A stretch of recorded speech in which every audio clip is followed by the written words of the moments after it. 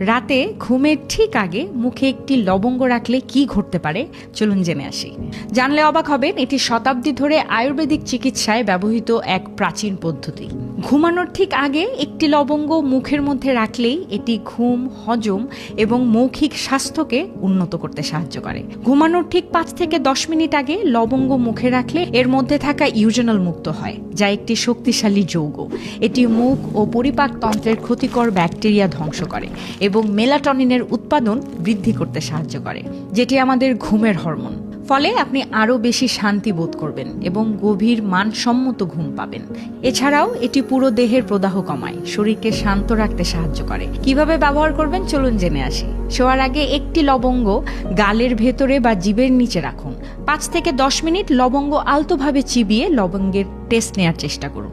তারপর ঘুমানোর আগে থুথুর মাধ্যমে লবঙ্গগুলো ফেলে দিতে পারেন। আজই এটা চেষ্টা করে দেখতে পারেন এবং সকালে কেমন অনুভব হয়েছে কমেন্ট বক্সে জানাতে একদমই ভুলবেন না।